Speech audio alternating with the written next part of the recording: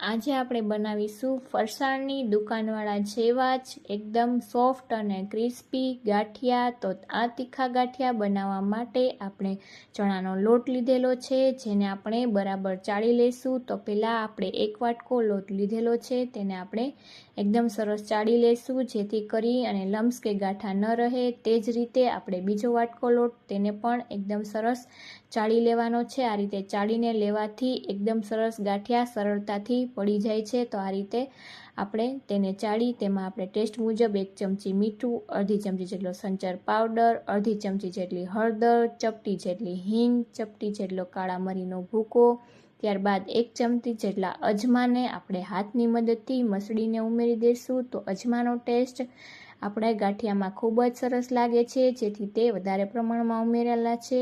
તો આ રીતે એકદમ સરસ મસળી અને ઉમેરી દઈશું। ત્યારબાદ ગાંઠિયાનો સોડા લીધેલો છે ચપટી જેટલો, તે ઉમેરી દઈશું। ત્યારબાદ તીખાસ માટે 1 ચમચી જેટલું લાલ મરચું પાવડર અને 2 ચમચી ગરમ તેલને ઉમેરી દઈશું અને ચમચીની મદદથી એકદમ સરસ બધું જ મિક્સ કરી લઈશું અને ત્યારબાદ આપણે હાથની મદદથી મિક્સ કરી અને તેનો લોટ બાંધી લેશું। તો જો તમારો લોટ એકદમ સરસ પરફેક્ટ બંધાયેલો હશે તો ગાંઠિયા છે તે એકદમ સરસ ક્રિસ્પી અને સોફ્ટ બનશે।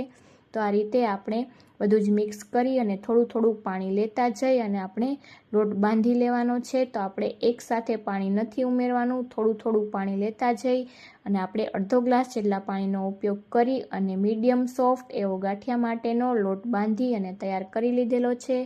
અને ત્યારબાદ આપણે જે ગાંઠિયા માટેનો સંચા પાડવાનો આપણે તેને પણ આ રીતે ગ્રીસ કરી લીધેલો છે અને ત્યારબાદ આપણે તેલવાળો હાથ કરી અને આપણે એક લુવો લઈ લેશું હાથમાં અને તેને પણ એકદમ સરસ આપણે મસળી લેશું। જેટલો આપણો લોટ વધારે મસળાયેલો હશે તેટલા આપણા ગાંઠિયા છે તે એકદમ સોફ્ટ બનશે।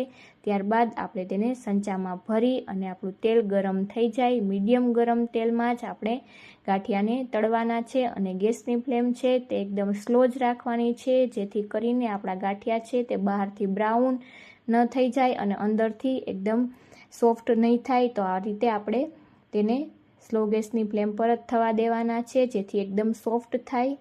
તો આ રીતે આપણે તેને બબલ્સ આવે ત્યાં સુધી આપણે તેને થવા દેસી અને થોડા બબલ્સ આવતા ઓછા થાય ત્યારબાદ આપણે તેની સાઈડ ચેન્જ કરી લઈશું અને બંને સાઈડથી આપણે તળી લઈશું। તો આ રીતે એકદમ સરસ આપણા ઘરે જ ફરસાણની દુકાનવાળા જેવા જ ક્રિસ્પી ગાંઠિયા બનીને તૈયાર થઈ જાય છે। તો ફૂલ વિડીયો મારી ચેનલમાં છે, જોવાનું ભૂલતા નહીં અને જો તમે ચેનલમાં નવા હો તો ચેનલને સબસ્ક્રાઈબ કરજો। Thank you for watching.